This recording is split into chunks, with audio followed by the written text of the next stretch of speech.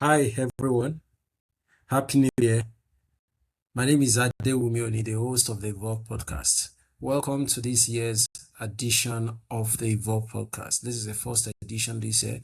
We took a break in November last year from this podcast, and we are back better and stronger. And this year promises to deliver beautiful sessions for our guests and viewers all over the world.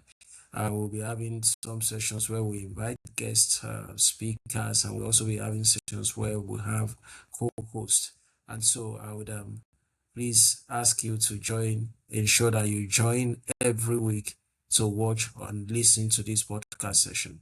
All right, so today we'll be looking at the topic that says new resolutions, are they effective or not? New Year resolutions, rather, are they effective or not? New Year resolutions, are they effective or not? Around this time of the year, we all sit down to write out our resolutions. Some start towards the end of the year, and then some start very early in the year, first, second, third day of the year. And then we write out different resolutions and plan to achieve or get realize them before the end of the year. But somewhere along the line, in most cases, the first month of the year, before that first month of the year ends, most people have forgotten that they even wrote down anything called New Year resolutions. And so we do this year in, year out. And every year we repeat the same cycle. So, how do we address this? How do we ensure that our New Year resolutions are actually something that we get to fulfill and they get our lives become better for it? And so that's the objective of this session, because while this is a period where people sit down to make those resolutions. So before you make those resolutions, I would ask you please listen and watch this particular podcast session so that it can guide how you go about it. So first, why do New Year resolutions, why do they fail to achieve what they are intended to achieve? The number one reason is because a year is too long for you to wait for. You make a resolution this year and then you wait till next year or the end of the year to then check those resolutions, whether you have delivered on them or not. It's a long time for you to wait for. A year contains 12 months.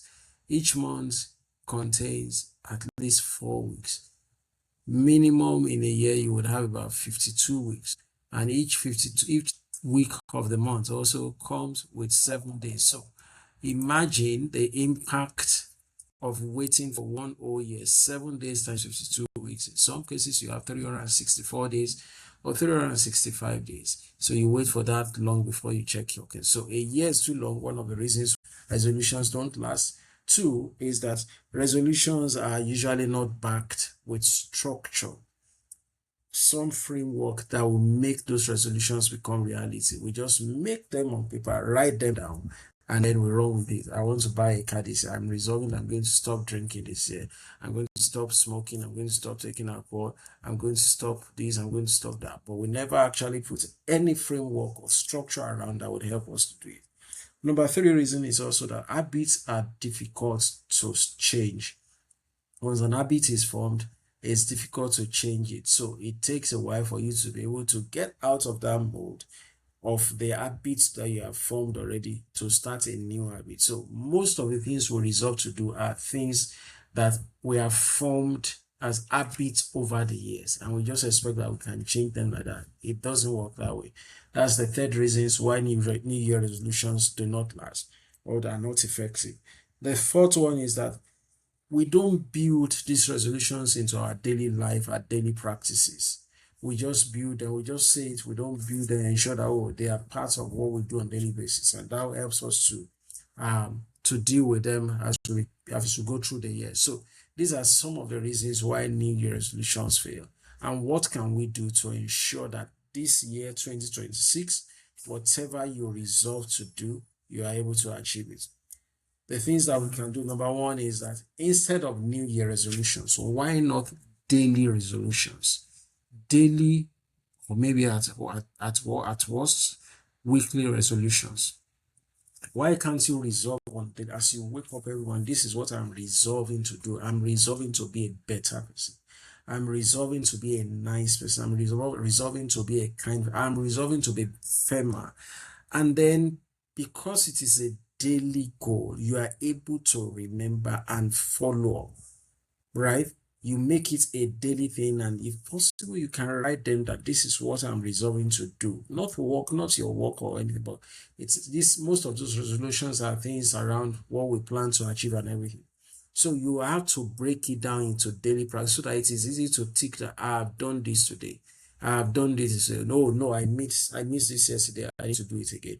So number one is build it into daily practices. Number two is build an accountability framework around it. You can't achieve what nobody is monitoring or supervising you to do. Yes, we have self-motivated people that can try to do things, but you find out that they find it easier to achieve their goals when they are accountable to someone who is probably more senior to them. It may not necessarily be in age, but it might be in experience, might be in the things they've accomplished. So when they share their goal, this is what I want to do, and I want you to hold me accountable. It becomes easy for them when they are slacking, which normally happens to everyone. That the framework they built around will check them to say, oh boy, you are slacking. You need to pick up steam again. You need to get back on track again. So you need to have an accountability framework around it, even if you do daily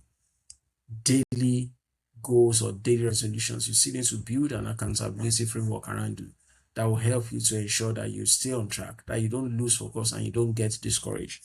Number three is also set milestones that you can celebrate as you begin to achieve them. Yes, you may plan at the beginning of the year, you want to build or complete your house at the end of the year. Set a milestone. Once I get to window level, I'm going to celebrate. Once I get to lintel level, I'm going to celebrate. Once I get to roofing level, I'm going to celebrate. Just set different milestones such that every celebration gives you motivation for the next celebration.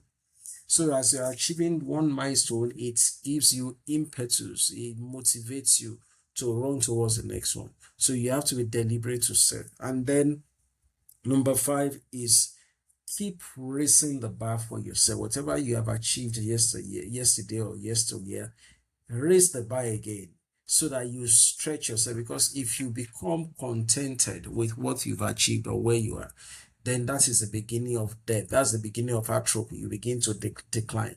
So you have to ensure that you keep raising the bar for yourself. Whatever you've done last year, ensure you aim for something higher than that.